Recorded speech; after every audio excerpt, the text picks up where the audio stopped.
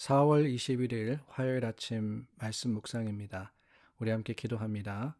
좋으신 하나님 감사합니다. 오늘도 우리에게 새날을 주셨습니다. 지난 밤에도 지키시고 또한 함께하여 주시어서 우리가 평안한 쉼을 쉬고 이렇게 하루를 시작합니다. 주님, 오늘도 여러 힘들고 어려운 상황 속에서도 여전히 소망을 잃지 않게 하시고 여전히 하나님만 바라게 하시며 주님을 의지하게 하여 주시옵소서. 예수님 이름으로 기도드립니다. 아멘. 찬송가 478장 참 아름다워라 주님의 세계는 찬양하신 후에 오늘 본문 말씀 읽으시기 바랍니다. 본문은 에스겔 37장 15절서부터 28절의 말씀입니다. 에스겔 37장 15절서부터 28절의 말씀입니다. 오늘 저희가 나누는 말씀은 우리 한국 사람들에게 참 마음에 와 닿는 말씀이 아닐 수가 없습니다. 하나님께서 에스겔에게 명령하시는데 막대기를 가져다가 유다 그리고 이스라엘 이렇게 쓰고는 그 막대기를 합하여서 하나가 되게 하라 이렇게 말씀하십니다. 17절 말씀해 보니까 막대기들을 서로 합하여 하나가 되게 하라. 내 손에서 둘이 하나가 되리라. 이스라엘 우리가 잘 알고 있습니다. 남유다와 북이스라엘로 나뉘어졌던 나라였습니다. 하나님께서 한 나라 삼으시고 한 백성 만드셨는데 결국에 사람들의 욕심과 또 정치적인 여러 생각들로 인하여서 이 나라가 갈라지게 되었습니다. 그리고는 북이스라엘이 먼저 멸망하고 남유다가 바벨론에 멸망함으로써 이스라엘이라는 나라가 사라졌습니다. 이스라엘의 나라가 완전히 황폐가 되었습니다. 그런데 하나님이 이 에스겔을 통하여서 어제 나눈 말씀이죠. 마른 뼈가 다시 살아나서 큰 군대를 이룬 것처럼 이스라엘을 회복시키시겠다 하시는데 그 회복의 모습 중에 하나가 뭐냐? 그저 남유다만 다시 하나님께서 회복시키시는 것이 아닙니다. 이스라엘과 남유다 갈라졌던 두 나라가 하나님 안에서 하나가 되게 하시겠다라고 하시는 거예요.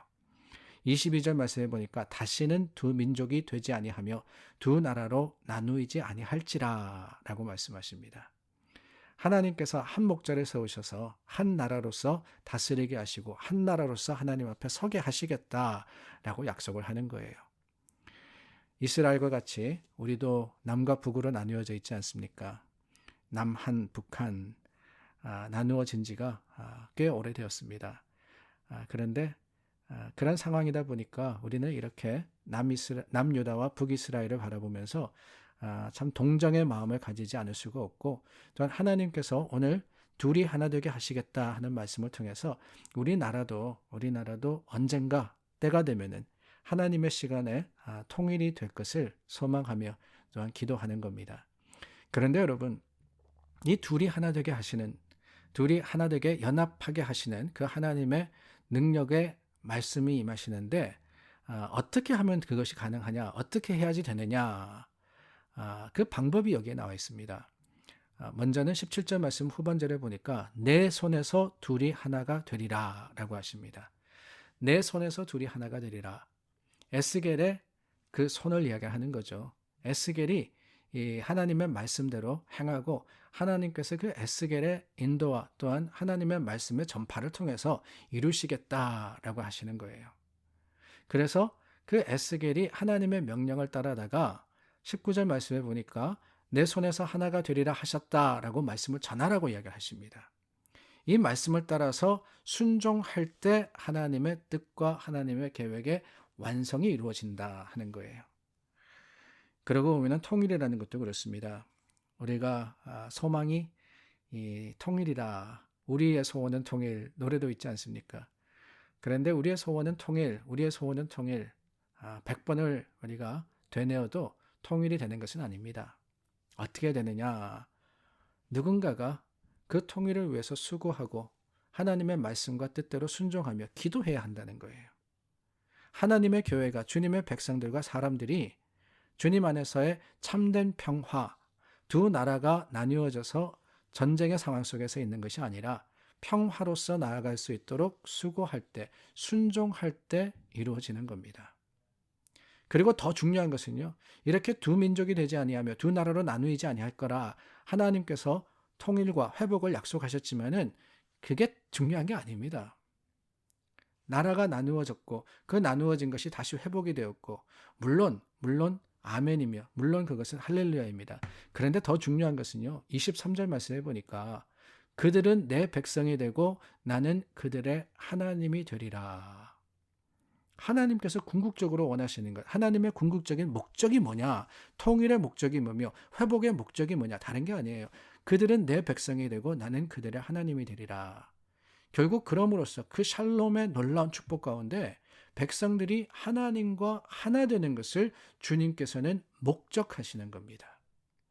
27절 말씀에도 보니까 나는 그들의 하나님이 되고 그들은 내 백성이 되리라 그랬습니다. 28절에 가서는 내가 이스라엘을 거룩하게 하는 여호와인 줄을 열국이 알리라.